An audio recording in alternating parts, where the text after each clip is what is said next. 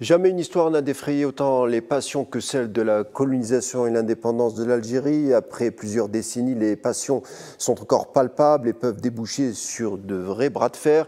Et étrangement, ce qui confère à la chose son aspect particulier, c'est que du côté français, ce sont rarement des historiens ou des spécialistes qui sont conviés dans les espaces médiatiques pour évoquer la mémoire ou pour parler de cette séquence historique. N'est-ce pas, Olivier Lecourt Grande Maison? Bonsoir, vous êtes historien politologue. Bonsoir. Bonsoir. Merci d'être des nôtres. Alors, Olivier Lecourt Grande Maison va parler d'histoire avec vous, mais tout d'abord, on va évoquer un événement organisé il y a 2 jours à Paris. Il s'agit du colloque international sur l'autre 8 mai 45, c'est-à-dire les massacres de Guelma, Sétif et Kharrata organisés à l'Assemblée nationale à Paris. Beaucoup d'invités, spécialistes étaient conviés comme Alain Ruscio. Parlez-nous de cet événement qui a dû avoir un aspect particulier avec la crise diplomatique entre Alger et Paris, où l'histoire est quand même en trame de fond.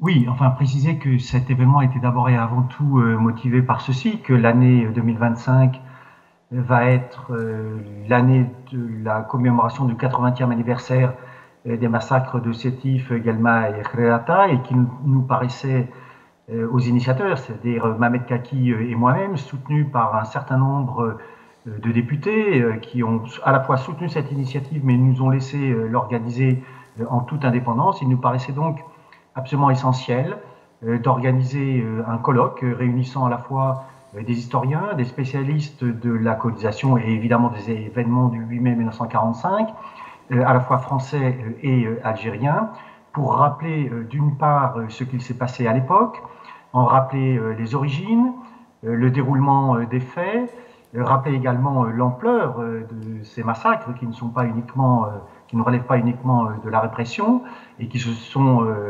déroulés dans des conditions absolument catastrophiques pour les personnes concernées, tant et si bien qu'on est en droit de considérer que ce qui a été perpétré à partir du 8 mai 1945, et faut-il le rappeler, jusqu'à l'été 1945, relève à minima de crimes de guerre, à maxima de crimes contre l'humanité. Et donc l'objectif était de rappeler cela, en précisant que ce colloque, pour les organisateurs et ceux qui l'ont soutenu, n'est pas l'épilogue de ce type d'initiative, mais au contraire le prologue, afin de faire en sorte qu'à l'occasion du 80e anniversaire, il soit parlé de ces événements, que ces événements ne soient plus occultés par l'autre 8 mai 1945, celui qui est commémoré en Europe et en France, c'est-à-dire la fin de la guerre et la libération, mais qu'il soit fait mention de ce qui s'est passé de l'autre côté de la Méditerranée, en Algérie française par conséquent, et solliciter également celles et ceux qui, à l'occasion du 8 mai 2025, prendront la parole, je pense à des députés, je pense à des maires, pour leur demander qu'ils informent les citoyens et les citoyens de ce pays, et plus largement l'ensemble du public, de ce qui a été perpétré effectivement à l'époque, le 8 mai 1945. Alors parlons de cette crise, si vous le voulez bien, entre Paris et Alger, une crise qui est bien installée. L'extrême droite a été pointée du doigt par les autorités algériennes. On parle parfois des aspects positifs de la colonisation française en Algérie. Marine Le Pen a affirmé que quand la France a quitté l'Algérie, elle a laissé des infrastructures pour les Algériens. On dit qu'on devrait remercier la France pour ce qu'elle a fait en Algérie entre 1830 et 1962. Alors quand on entend ces propos, Olivier Lecourt Grande Maison, cela doit vous faire bondir, surtout après que vous ayez travaillé et fait des recherches pour cet ouvrage qui s'intitule « Coloniser, exterminer ». Comment vous recevez toutes ces déclarations qui sont pêle-mêle, qui n'ont qu'un seul but, c'est de réécrire à peu près l'histoire à l'aune des calculs politiques de certains? Alors tout d'abord, ça va faire maintenant, le temps passe vite, 20 ans effectivement que Coloniser, exterminer sur la guerre et l'État colonial a été publié en France, d'abord chez Fayard, pour être publié ensuite en Algérie. De cela, j'étais fort content parce que ça permettait à un public algérien d'accéder à l'ouvrage.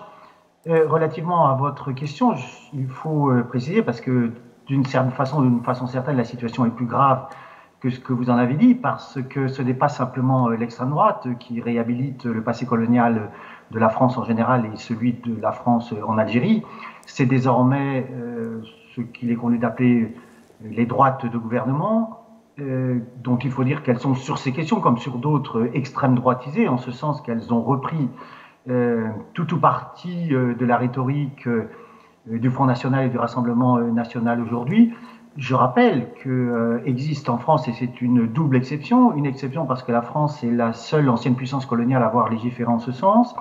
C'est encore une exception parce que l'État n'a pas, dans ses fonctions, et s'il veut être fidèle à ses principes démocratiques, n'a pas à intervenir dans l'écriture de l'histoire. Or, rappelez l'existence, et ça fait 20 ans là aussi et là encore, de la sinistrement célèbre, mais hélas un peu trop oubliée, loi du 23 février 2005, qui établissait une interprétation positive de la colonisation française en général et de la colonisation de l'Algérie en particulier, puisque l'article 1er de cette loi commençait par ce terme, l'œuvre réalisée par la France. Il n'y a pas besoin d'être un historien ou un spécialiste et un philologue de haute volée pour comprendre que le terme œuvre tel qu'il est employé là par le législateur et tel qu'il est désormais inscrit dans la loi emporte bien sûr une acception et une interprétation positive de ce passé. Mais Olivier Lecourt-Grandmaison, on a l'impression que ce mouvement a commencé aussi par l'initiative de certains politiciens, que ça flottait quand même dans l'environnement politique. On se rappelle de Nicolas Sarkozy qui avait essayé de perturber les lignes par rapport au cadre historique pour conjuguer une campagne électorale et peut-être rameuter un certain électorat. Est-ce que ce mouvement continue malgré tout à couvrir les travaux des historiens comme vous, par exemple? Est-ce que vous êtes gêné dans vos travaux, par exemple? Non, alors il faut préciser que nous ne sommes pas gênés dans nos travaux, mais au fond existe une forme de censure qu'on pourrait presque qualifier de censure démocratique, c'est-à-dire non pas interdire les travaux, non pas mettre des bâtons dans les roues pour celles et ceux qui travaillent sur les questions coloniales, mais de leurs travaux, de leurs ouvrages, de leurs articles, n'en jamais parler et faire en sorte, alors c'est pas, il n'y a pas de pression politique, mais il y a une sorte de consensus qui fait que, effectivement, les travaux qui mettent à mal la mythologie nationale républicaine et la mythologie impériale républicaine, leurs auteurs et leurs autrices sont, vous l'avez dit à juste titre, sont rarement invités dans ce qu'il est convenu d'appeler les médias mainstream. D'où la difficulté que nous avons effectivement à nous faire entendre. Reste que la réhabilitation du passé colonial de la France maintenant affecte de très nombreuses forces politiques, jusqu'au l'actuel ministre de l'Intérieur, Bruno Retailleau, qui fait partie de ceux qui considèrent que effectivement la colonisation française en Algérie a eu des aspects positifs.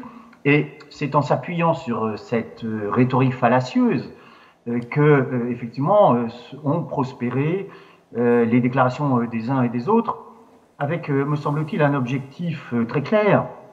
Le Rassemblement national en rêvait, et au fond, celles et ceux qui sont aujourd'hui au pouvoir sont en train de réaliser cela, à savoir la remise en cause des accords de 1968 en ce qui concerne l'arrivée en France des ressortissants algériens, accords de 1968 dont il faut rappeler qu'ils ont déjà été considérablement mis à mal, mais qu'il s'agit là d'invalider complètement, afin de faire la démonstration démagogique que ce gouvernement est actif sur le front de l'immigration.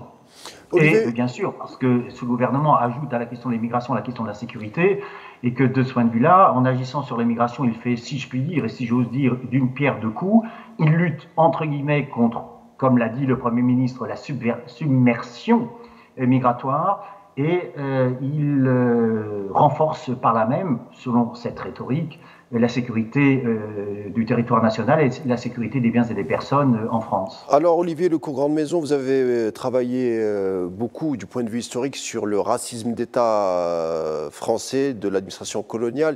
Est-ce que les déclarations des officiels français sur certains nombres de thématiques, l'immigration, l'islam, l'Algérie ou les bienfaits de la colonisation, est-ce que, je vous pose la question directement et sans embâche, est-ce que nous sommes en face d'une France qui incarne quand même un certain racisme d'État? Alors, ou c'est trop simpliste de présenter les choses comme ça? Oui, j'ai défendu la thèse sur laquelle existe en France effectivement un racisme d'État. On peut le constater à travers la politique publique conduite à l'encontre des exilés, des réfugiés, des migrants. On peut constater l'existence d'un racisme d'État à travers la réitération et la poursuite, là encore, de contrôles aux faciès qui frappent plus spécifiquement les jeunes racisés des quartiers populaires. Enfin, il est assez clair, me semble-t-il, que relativement à la réhabilitation ou à la poursuite de la réhabilitation de ce passé colonial de la France, rentre dans ces argumentations.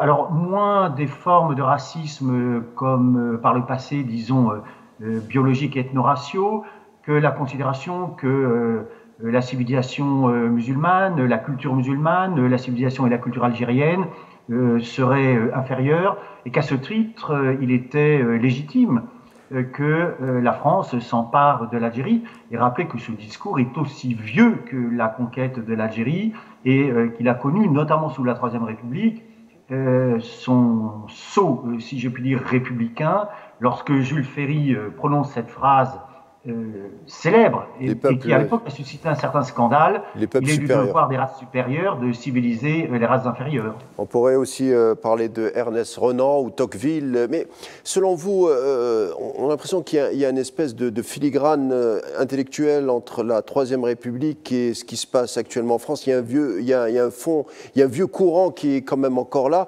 Qu'est-ce qui explique cela? Bon, tout à l'heure, je disais que le président Sarkozy avait eu des sorties décomplexées sur ces sujets. Mais comment expliquez-vous qu'au sujet, par exemple, de la colonisation de l'Algérie, par exemple, ce ne sont plus les spécialistes qui ont droit au chapitre, mais des commentateurs peut-être à la marge et qui réussissent quand même à amalgamer l'histoire et la politique? Commentateurs à la marge, je crains que non, dans la mesure où si l'on regarde CNews et un certain nombre d'autres émissions qui, en France, connaissent un succès, hélas, grandissant. Quand je dis, quand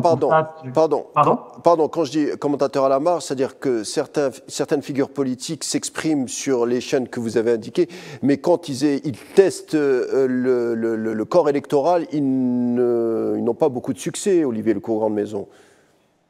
Sur ces questions, je ne sais pas. L'audience du Rassemblement national témoigne du fait que cette organisation, hélas, continue de prospérer sur le plan électoral, sur le plan médiatique, ce qui, de mon point de vue, ne fait que renforcer la nécessité, d'une part, évidemment, de travailler sur la question coloniale en général et sur la question de la colonisation de l'Algérie notamment, et d'œuvrer aussi, dans le prolongement de ces travaux, à faire en sorte que les plus hautes autorités de l'État reconnaissent ce qui a été perpétré, dans la mesure où la connaissance de ce qui était perpétré pendant la colonisation favorise, de mon point de vue, et doit conduire à la reconnaissance des crimes commis, et réciproquement, la reconnaissance de ces crimes, si elle avait lieu, permettrait de développer la connaissance, parce que si cette reconnaissance avait lieu, cela permettrait, notamment aux enseignants du secondaire, de pouvoir traiter de façon calme, sereine, mais exhaustive les questions coloniales en général et la colonisation de l'Algérie en particulier.